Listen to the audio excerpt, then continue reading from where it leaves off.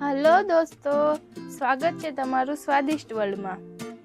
આજની મારી રેસીપીનું નામ છે ચીઝ અંગારા।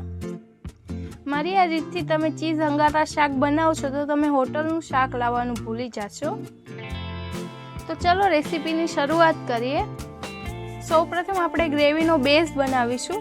તેના માટે તેલ ગરમ કરીને તેમાં 1 ચમચી જીરું અને 3 સૂકા મરચાંથી વઘાર કરીશું।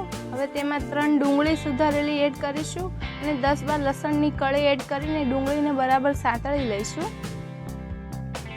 ડુંગળી સતળાઈ જાય એટલે આપણે તેમાં 3 ટમેટા એડ કરીશું। થોડુંક મીઠું એડ કરીશું જેથી ટમેટા બરાબર સરસ ચડી જાય। હવે ઢાંકીને 5 મિનિટ માટે ચડવા દઈશું। કાંદાને ટમેટા ચડી જાય એટલે આપણે તેની પેસ્ટ બનાવીને સાઈડમાં રાખી દઈશું। ચીઝના કોફતા બનાવવા માટે આપણે 150 ગ્રામ પનીર લઈશું। તેને ખમણીની મદદથી ખમણી લઈશું અને 150 ગ્રામ જેટલું ચીઝ લઈશું। તેને પણ આપણે ખમણી લઈશું। 2 બાફેલા બટેટા છૂંદીને એડ કરવાના છે। સ્વાદ અનુસાર મીઠું, 1 ચમચી કાળા મરીનો પાવડર, અડધી ચમચી જીરું પાવડર, અડધી ચમચી ગરમ મસાલો અને 1/4 કપ જેટલી કોથમીર એડ કરીશું। 2 ચમચી કોર્નફ્લોર એડ કરીશું અને બધી વસ્તુને બરાબર મિક્સ કરી લઈશું। તેલવાળો હાથ કરીને નાની સાઈઝના બોલ બનાવી લઈશું। આ બોલને આપણે બરાબર કોર્નફ્લોરથી કવર કરી લઈશું।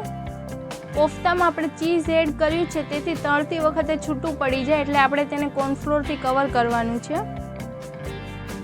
બધા કોફતાને આપણે ડીપ તેલમાં તળી લીધા છે। લાઇટ બ્રાઉન થાય ત્યાં સુધી આપણે તળવાના છે। ચીઝ પનીરના બોલને તમે સ્ટાર્ટરની જેમ પણ સર્વ કરી શકો છો। ચીઝ અંગારાની ગ્રેવી બનાવવા માટે આપણે લોયામાં 2 ચમચા તેલ એડ કરીશું અને ગ્રેવીનો બેઝ આપણે તૈયાર કરેલો તે એડ કરીશું।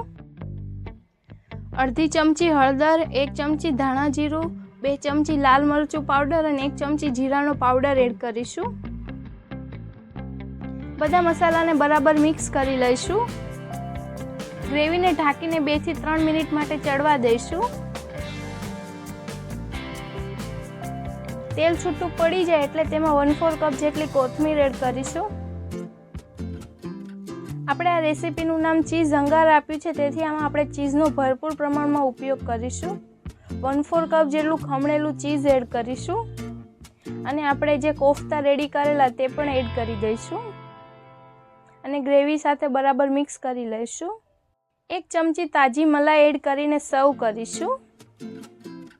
મારી આ રેસીપી એકવાર જરૂરથી ટ્રાય કરજો અને તમારા ખાવાના શોખીન મિત્રો સાથે જરૂરથી શેર કરજો। Thank you.